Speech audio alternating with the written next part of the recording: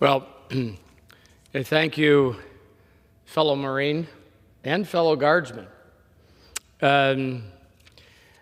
Palazzo, your dedication to being one of the co-chairs of the Guard and Reserve Caucus reminds me of continued service that members of the Guard and Reserve do every day in communicating to the general public the value of what it means to have a ready Guard and Reserve, but also here in Congress, the continuing education for all of our members so that they understand in their states that the importance of maintaining a ready Guard and Reserve.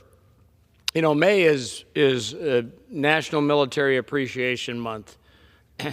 So is June, so is July, so is August, so is September. I would suggest to you we should be thankful continually for the men and women who always are standing by at the ready when our country needs them, whether it's a humanitarian assistance mission, a disaster relief mission, a border security mission, a mobilized go to the fight kind of mission anywhere in the world. Our Guard and Reserve stand ready. But in that readiness comes the requirement to properly fund the Guard and Reserve. And in the military, it is always a competition for resources.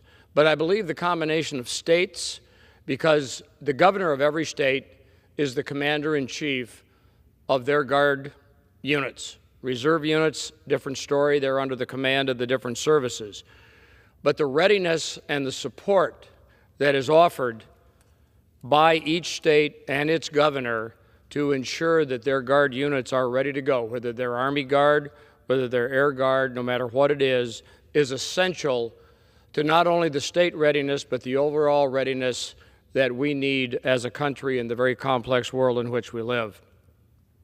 But a special thanks tonight to the families of those Guardsmen and Reservists, because those Guardsmen and Reservists, they work a Monday through Friday job, let's say, and on Friday night, when a lot of their peers leave their jobs and go home to go play golf or go fishing or whatever, they're packing their kits and going to a drill weekend or a 2-week annual training or whatever it is.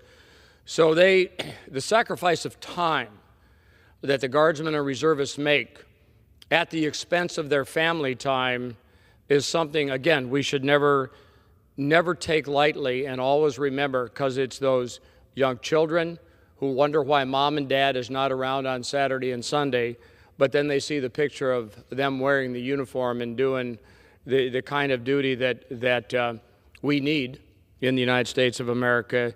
We cannot thank the family enough. And having said that, in thanking the family, the commanders of the units know very well that good training time means that you're busy, you're doing good things, and if there's nothing to do, secure and go home and spend time with your families, because it's the family that keeps everybody together. And speaking of keeping things together, employers a lot of times don't understand the sacrifices that their men or women are making on the weekends. They just see them, you know, as good employees Monday through Friday. So I thank the employers.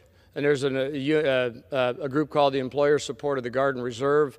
They've done a great job across the country to ensure that the relations between the Guard and Reserve and the employers are such that there's no misunderstanding of why a person may ask for a day or two extra to leave for extra guard duty, to do a longer drill weekend. So my thanks to the employers as well.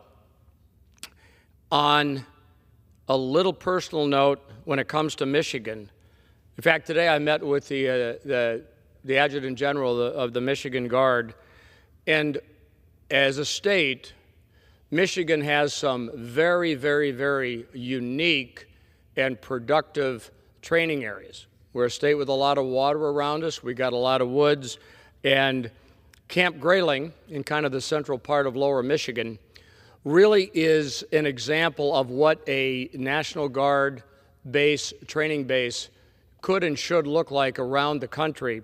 Multinational exercises every year, Exercise Northern Strike, the Alpena Combat Readiness Training Center. We are one of the few areas where the fighters have unfettered access to unrestricted training areas to do live ordnance. And we need to have our pilots and our air crews and all our shooters ready to go. And I'm proud to represent that part of Michigan that houses Camp Grayling.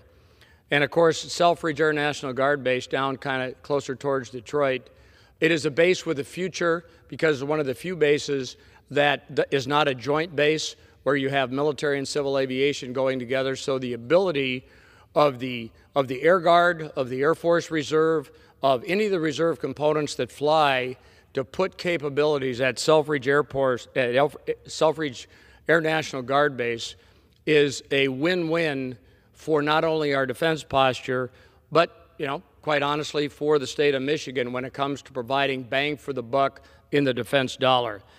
I could tell you about a lot of stories over a long time, and in my command, my last command as the commanding general of the Marine Corps Reserve, whether you're a Marine, a sailor, an airman, a soldier, soon to be Space Guardians in the reserve component, Coast Guard, the men and women who serve, the missions that they are ready to do, give me confidence that our ability as the United States military to not only go to the fight, but to do the things that are the humanitarian assistance, disaster relief, we're in good hands because of the commitment of the men and women who wear the uniform. So, my friend Congressman Palazzo, thank you for leading this.